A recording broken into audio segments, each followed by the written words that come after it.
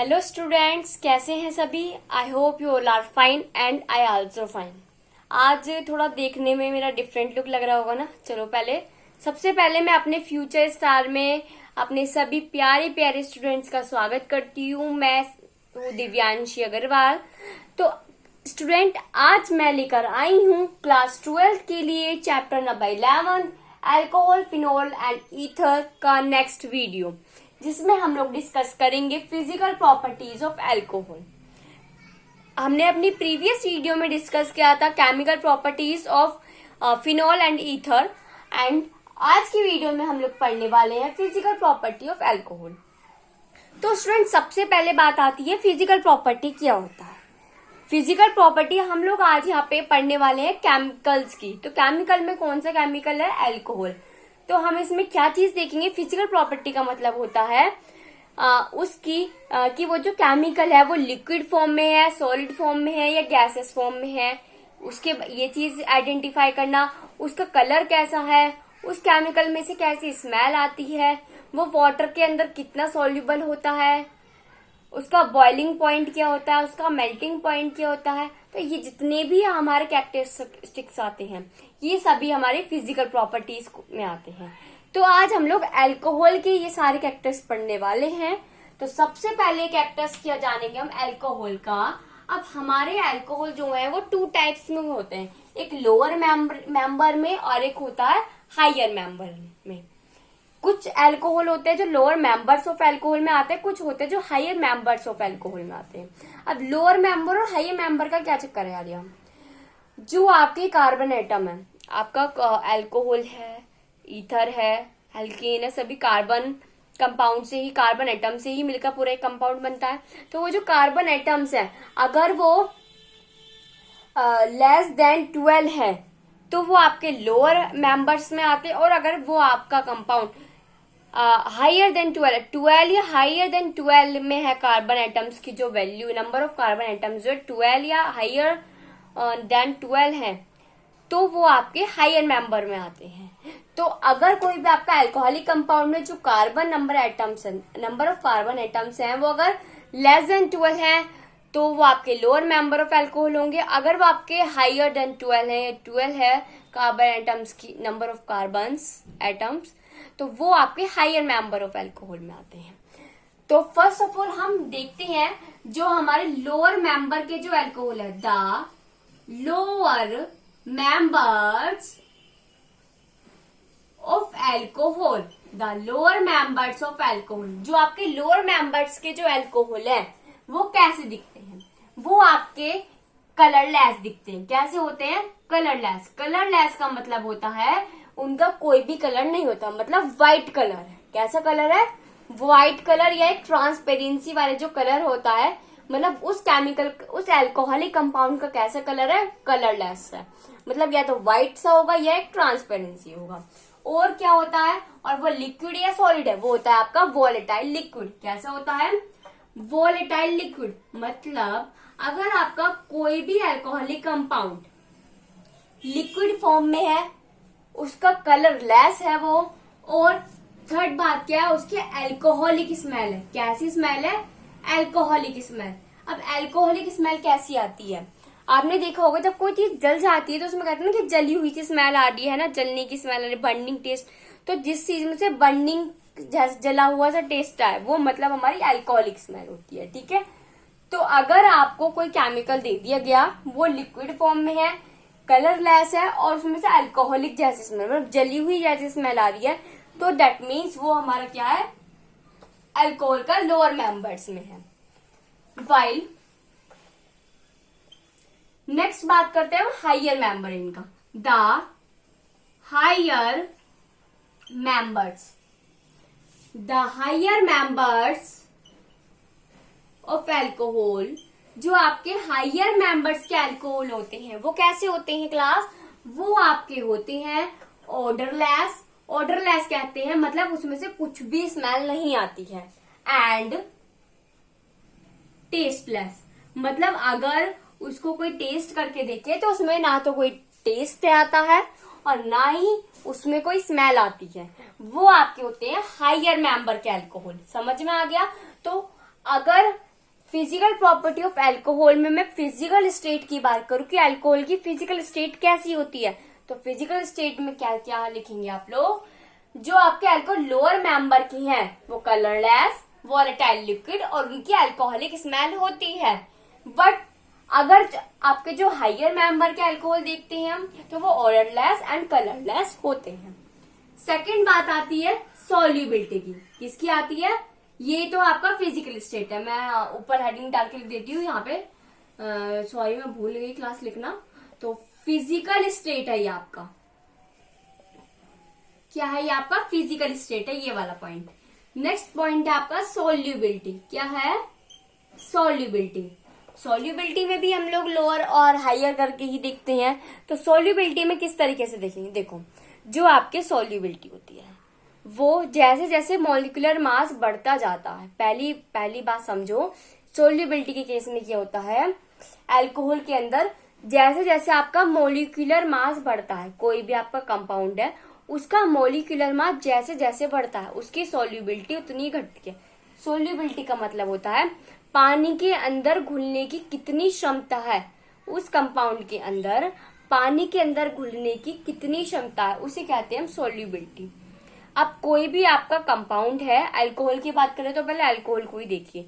Alcohol के अंदर आपका कोई भी कंपाउंड है, अगर उसका मॉलिक्यूलर मास बढ़ता है तो उसकी सॉल्युबिलिटी कम होती है, मतलब वो पानी में घुलना उतना ही कम करता है, उतना ही बहुत टाइम लेता है पानी में घुलने के लिए, या घुल ही नहीं पाता है। तो इससे क्या, सबसे पहले इस स्टेटमेंट को ही लिख लेते हैं, the solubility will decrease within the increase the molecular mass। मतलब जैसे जैसे मोलिक्यूलर मास आप लोगों का बढ़ रहा है वैसे वैसे सॉल्युबिलिटी घट रही है आपकी। अब लोअर मेंबर और हायर मेंबर के केस में भी देख लेते हैं। ये तो आपका स्टेटमेंट है जो आपको याद रखना है।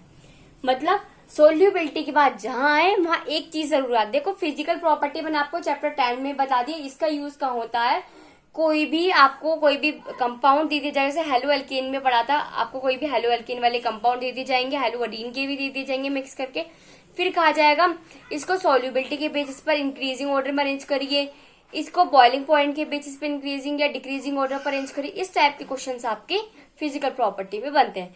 तो आपको फिजिकल प्रॉपर्टी में रट्टा नहीं मारना है, समझना है उस चीज को। जैसे हेलो एल्केन में पढ़ा था कि उसकी किस तरीके की बॉइलिंग पॉइंट है, किस तरीके कितना सोल्यूबल होता है, इसी तरीके से आपको अल्कोहल में भी समझना है, रट्टा नहीं मारना है।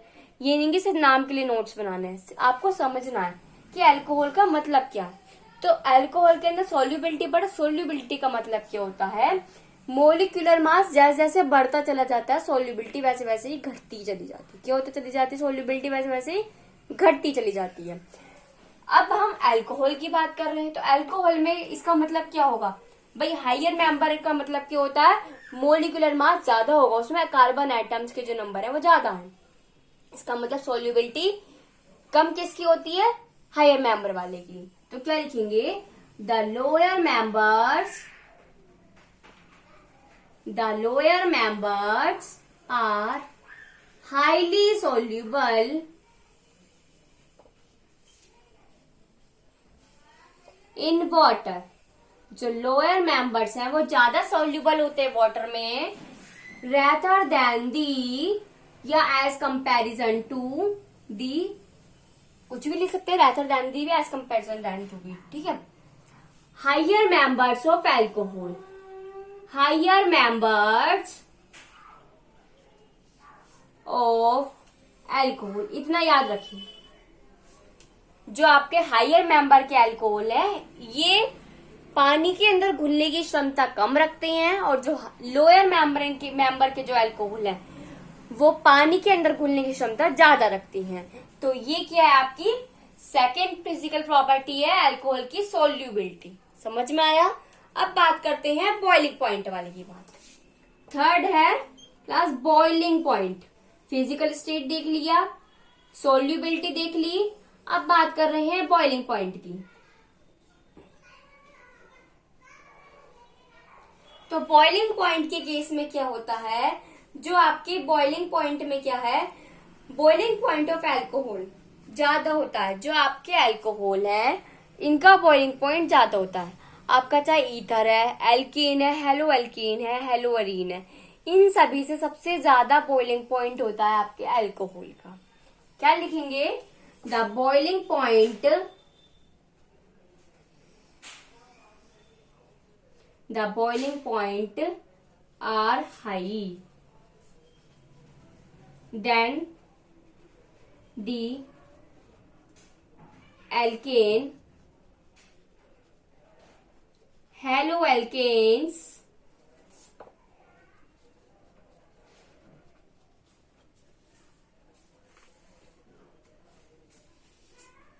और ईथर्स। और नहीं हैंड लगाना, ठीक है।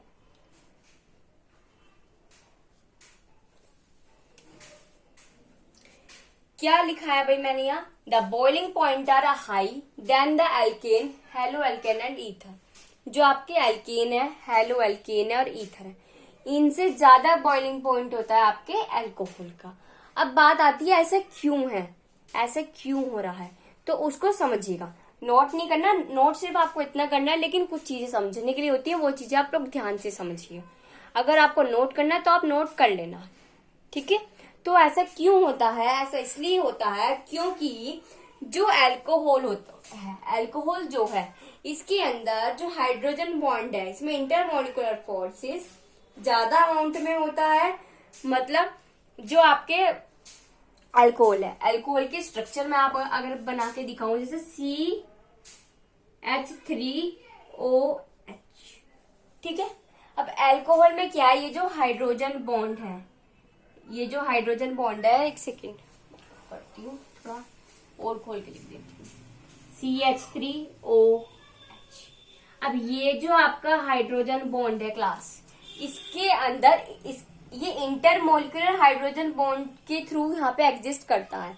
तो इंटरमोलिकुलर हाइड्रोजन बॉन्ड है, इसे टूटने के लिए ज्यादा एनर्जी की रिक्वायर्ड होती है, और जब ज्यादा एनर्जी लगेगी और टाइम भी ज्यादा लगेगा, तो इसी वजह से इसे बॉईल करने में ज्यादा टाइम लगता है। देखो जब हम बॉईल करते हैं होता क्या है, जब हम किसी चीज को बॉईल करते हैं तो उसके अंदर के जो पार्टिकल्स हैं वो उसको छोड़ छोड़ के भागते हैं, उस जगह को छोड़ छोड़ कर भागते हैं, उसके अंदर के जो पार्टिकल्स जो भी को केमिकल है।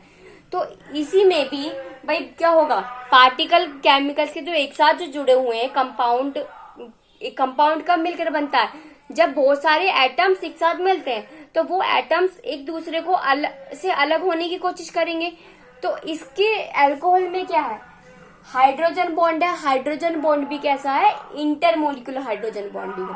तो इंटरमोलिकुलर हाइड्रोजन सभी को ही पता है, इंटरमोलिकुलर हाइड्रोजन बॉन्ड जो है इसे ब्रेक करने के लिए, इसके बीच के बॉन्ड को ब्रेक करने के लिए बहुत ज्यादा अमाउंट में एनर्जी की रिक्वायरमेंट होती है। क्या है, एक होता है इंटरमोलिकुलर, एक होता है इंट्रामोलिकुलर हाइड्रोजन बॉन्डिंग। लेकिन जो आपका अल्कोहल है इसमें इंटरमोलिकुलर हाइड्रोजन बॉन्ड होता है। तो इंटरमोलिकुलर हाइड्रोजन बॉन्ड को ब्रेक करने के लिए बहुत ज्यादा एनर्जी की रिक्वायरमेंट होती है। इसी वजह से ही हमारे अल्कोहल का जो बॉइलिंग पॉइंट है वो ज्यादा होता है। आपके एल्केन, हेलो एल्केन और ईथर, इसके अंदर हाइड्रोजन बॉन्ड जो है वो इंट्रामोलिकुलर होता है। तो इंट्रामोलिकुलर को ब्रेकआउट करने के लिए एनर्जी कम रिक्वायर्ड होती है, टाइम भी कम लगता है।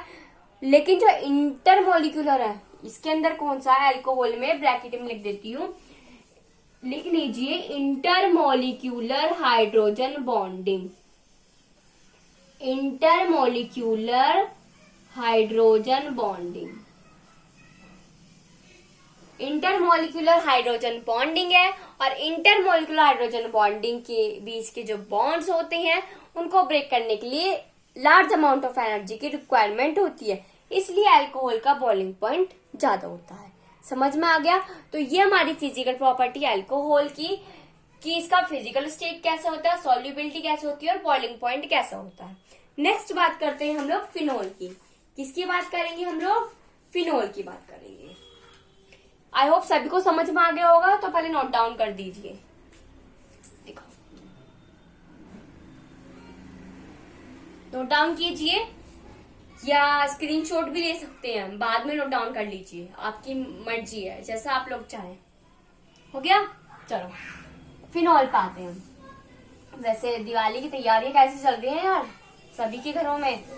दिवाली की तैयारियों के साथ साथ पेपरों की तैयारी भी करते रहना, क्योंकि आप लोग एक बोर्ड स्टूडेंट है। कभी दिवाली मनाने के चक्कर में अपना दिवाला ही निकलवा लो, ठीक है सारे। तो दिवाली भी बनाओ, ये नहीं कि फेस्टिवल नहीं बनाने, फेस्टिवल भी बनाओ, बहुत अच्छे से बनाओ।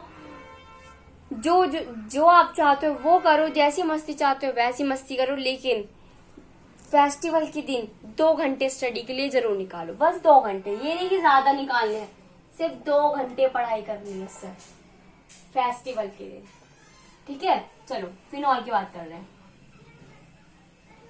अब ये फिनॉल क्या है, देखो फिनॉल जो है बेटा, वैसे तो इसकी जो प्रॉपर्टी है, फिजिकल प्रॉपर्टी जो है फिनॉल की, वैसे तो अल्कोहल की तरह ही इसकी सेम होती है। जो प्रॉपर्टी हमने अल्कोहल में पढ़ी वही हमारी फिनॉल में होती है सेम, ठीक है। लेकिन फिर भी मैं आपको, ताकि कंफ्यूजन क्रिएट ना हो माइंड में, तो मैं करा देती हूँ।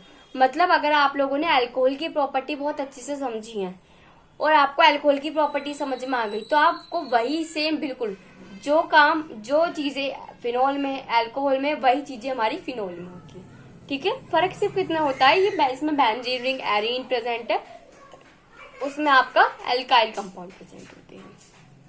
चलो फिनॉल की बात करते हैं। तो फिनॉल जो है आपका, फिनॉल जो है इसका फिजिकल स्टेट कैसा होता है, हेडिंग लिख देती हूँ फिजिकल स्टेट, ठीक है।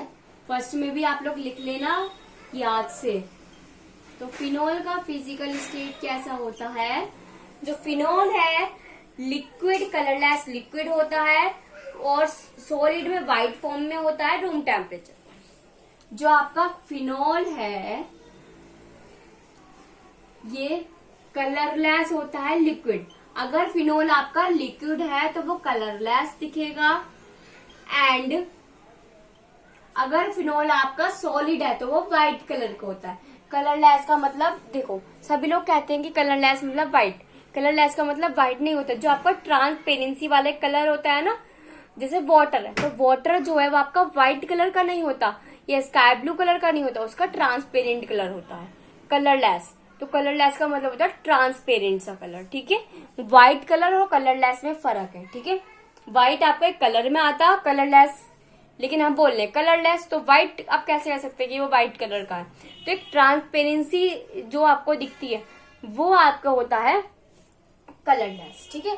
तो फिनॉल अगर लिक्विड फॉर्म में है तो कलरलेस होता है, और फिनॉल अगर सॉलिड फॉर्म में होता है तो वो व्हाइट कलर का होता है एट रूम टेम्परेचर।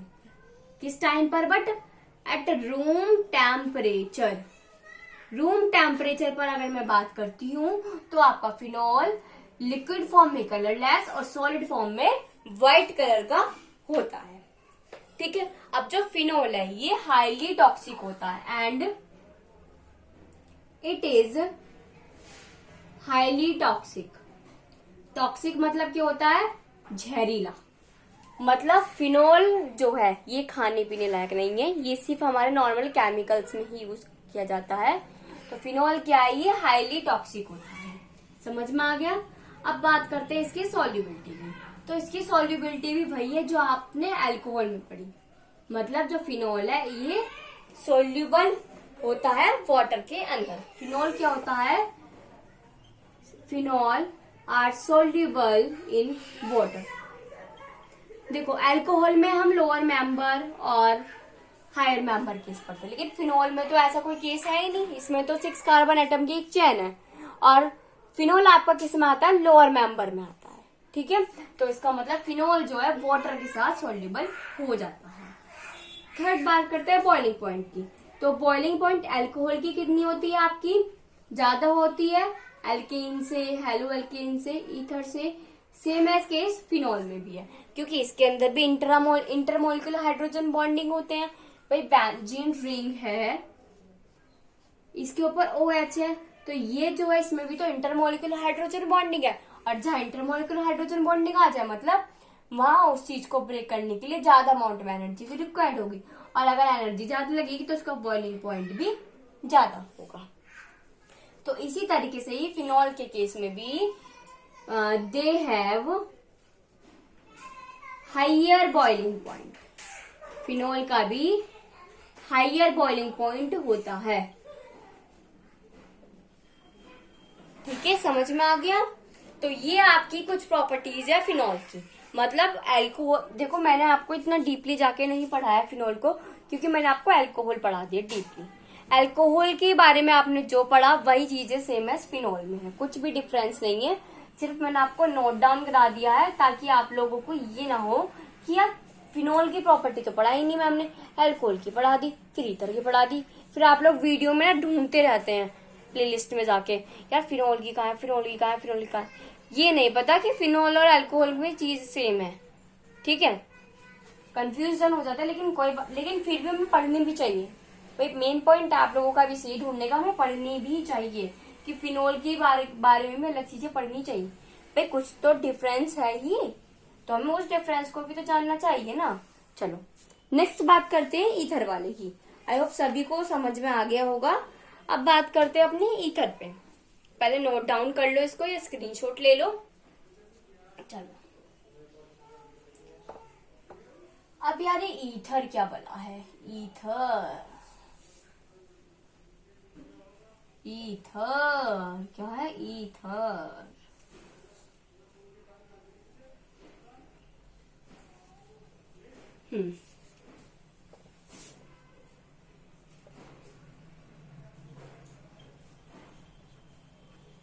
ईथर की बात कर लेते हैं भैया। ईथर में क्या है, फिजिकल स्टेट में ईथर जो है, ईथर कैसे कलर का होता है, ईथर भी आपका कलरलेस। देखो ये आपके ऑर्गेनिक वाले सोलवेंट्स हैं, तो जो आपके ऑर्गेनिक होते हैं सोलवेंट्स, ये सभी आपके मोस्टली कलरलेस ही होते हैं या व्हाइट कलर के होते हैं। अगर ये लिक्विड फॉर्म में होते हैं या सॉलिड फॉर्म में भी मोस्टली कलरलेस या व्हाइट ही फॉर्म में मिलेंगे, आपको डिफरेंट कलर्स के नहीं मिलते। वैसे ज्यादातर केमिकल्स कलरलेस या व्हाइट कलर के ही होते हैं। तो ईथर भी आपका कैसा होता है, कलरलेस होता है। ईथर कैसा होता है, कलरलेस होता है। उसके बाद बात करती हूँ मैं इसकी स्मेल की। ईथर की स्मेल कैसी होती है, प्लीजेंट स्मेल होती है। कैसी, प्लीजेंट स्मेल।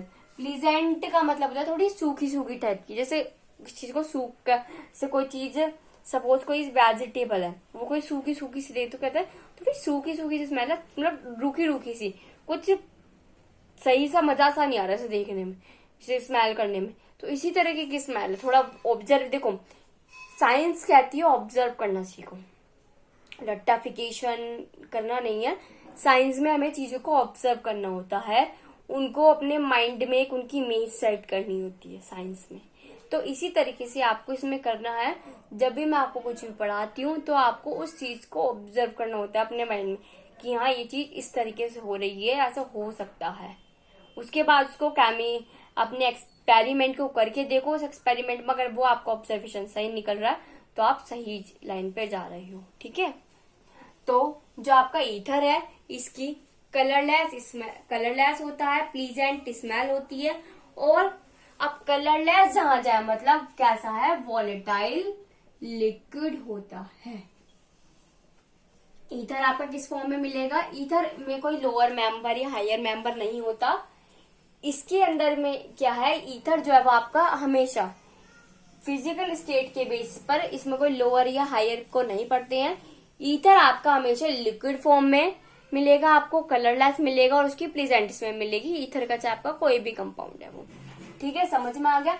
तो ईथर कैसे होता है, कलरलेस, प्लीजेंट स्मेल और वॉलेटाइल लिक्विड होता है। अब सॉल्युबिलिटी की बात कर लेते हैं।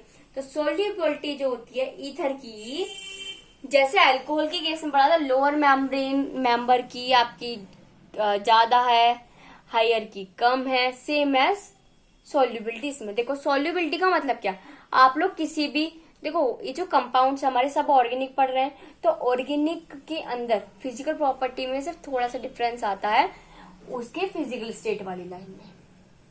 ठीक है, या बॉइलिंग पॉइंट में। वरना सोल्यूबिलिटी के अंदर क्या केस होता है, जैसे सोल्यूबिलिटी का मतलब ये होता है पानी में घुलने की क्षमता।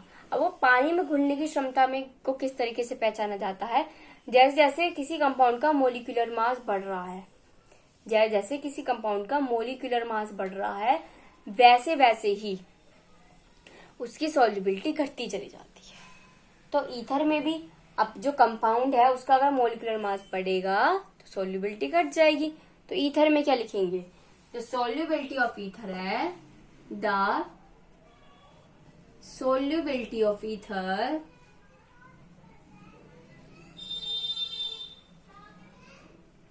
in water are decreased. Lower members to higher members. जो सोल्यूबिलिटी है ईथर की वाटर के केस में वो डिक्रीज होती है लोअर मेंबर से हायर मेंबर में। तो ज्यादा एक्सप्लेन करने की तो नीड है नहीं आपको, क्योंकि मैं आपको अल्कोहल में ही सोल्यूबिलिटी बहुत अच्छे से समझा चुकी हूँ। तो आपको यहाँ पे भी ज्यादा समझने की जरूरत नहीं है, बस इतना याद रखना लोअर मेंबर की ऑफ ईथर में सोल्यूबिलिटी ज्यादा होती है, हायर मेंबर ऑफ ईथर में सोल्यूबिलिटी कम होती है। ठीक है। अब वाटर के अंदर लेकिन जो आपके हायर मेंबर ऑफ ईथर है या हायर मेंबर ऑफ अल्कोहल है वो आपके वाटर में तो नहीं घुलते, लेकिन जो आपके ऑर्गेनिक सॉल्वेंट्स हैं उसके अंदर बहुत तेजी से घुलते हैं। ठीक है। अब बात करते हैं बॉइलिंग पॉइंट। बॉइलिंग पॉइंट में क्या होता है, बॉइलिंग पॉइंट में क्या होता है, इसका बॉइलिंग पॉइंट कम होता है। भाई हमने फर्स्ट जब अल्कोहल पढ़ा था उसमें पढ़ लिया था, जो बॉइलिंग पॉइंट है अल्कोहल का ज्यादा होता है as comparison to alkane, haloalkane at ether. तो वही चीज इसमें लिखनी है, मतलब लोअर बॉइलिंग पॉइंट इसका होता है। द बॉइलिंग पॉइंट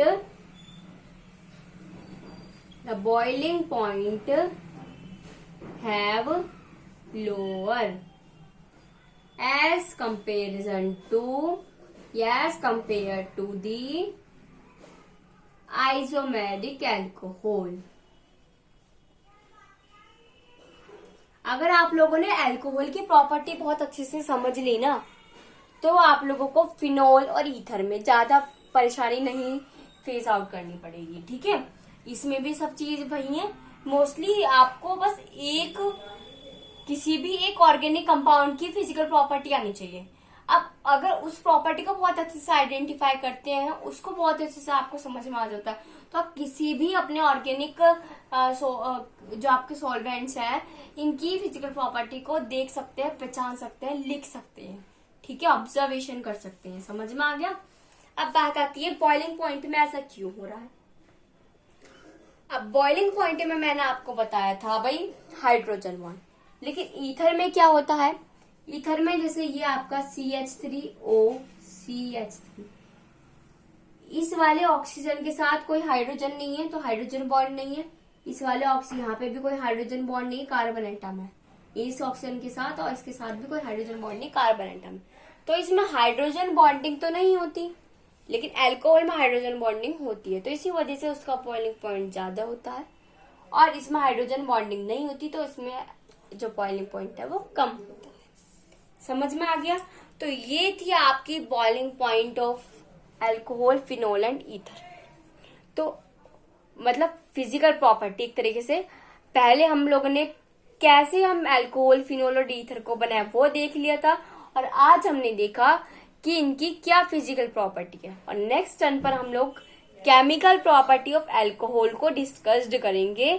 तो आई होप सभी को आज का टॉपिक बहुत अच्छे से समझ में आ गया होगा। और अगर क्लास कुछ भी आपको प्रॉब्लम है, कोई भी चीज समझ में नहीं आई है, भाई होता है समझ में नहीं आती है, कुछ चीजें समझ में नहीं आती है, तो कमेंट सेक्शन में कमेंट करके जरूर कर दे, क्योंकि मैं आप सभी लोगों की कमेंट देखती हूँ। और देखो अगर आपको वो चीजें समझ में आ रही है तो आप कमेंट कर दो कि हमें चीजें समझ में आ रही हैं, आप सही पढ़ा रहे हैं। लेकिन अगर आपको कुछ चीज समझ नहीं आ रही है, आपको कुछ कमी लग रही है कि इस चीज को ऐसे नहीं ऐसे पढ़ाना चाहिए, इस काम को ऐसे नहीं ऐसे करना चाहिए, तो आप मुझे कमेंट सेक्शन में कमेंट करें ताकि मैं अपनी मिस्टेक्स को इम्प्रूव कर सकूं। और देखो मेरी मिस्टेक को इम्प्रूव करके आप लोगों का ही फायदा है, ये नहीं कि मेरा फायदा, आप लोगों का ही फायदा है। भाई कुछ चीज में कमी आ रही है, मैं उसको सही करूंगी, उसके बाद मैं आपको बताऊंगी, तो आपकी भी प्रॉब्लम सॉल्व होगी और मेरा काम भी आसान हो जाएगा। तो वीडियो को लाइक करना, शेयर करना और सब्सक्राइब करना मत भूलिएगा, और शेयर करो ज्यादा से ज्यादा, ताकि आपके साथ साथ आपके फ्रेंड्स का और आपके जो कजन्स हैं उनका भी प्रॉफिट फायदा हो सके, वो लोग भी प्रॉफिट कर सके। क्योंकि आज के टाइम में डिजिटल इंडिया, मोदी जी के चाह रहे हैं डिजिटल इंडिया बनाना। तो डिजिटल इंडिया जब बनेगी, जब हमारे बहुत सारे काम ऑनलाइन होंगे, ठीक है। तो ऑनलाइन के थ्रू आजकल सभी स्टडी ऑनलाइन ही करती हैं, तो सभी स्टडी बेस्ट एक स्टडी करने में सक्सेस हो सके। तो इसके लिए आपको मेरी वीडियो को शेयर करना होगा, ताकि वो लोग भी प्रॉफिट पा सके, ठीक है। तो मैं दिव्यांशी अग्रवाल आज की वीडियो में यही एंड करती हूँ। और हाँ, मैं उम्मीद करती हूँ आप लोग जरूर कमेंट करेंगे और मेरी वीडियो को लाइक शेयर करके मुझे जरूर सपोर्ट करेंगे। Thank you and have a nice day and happy Dhanteras. Bye class.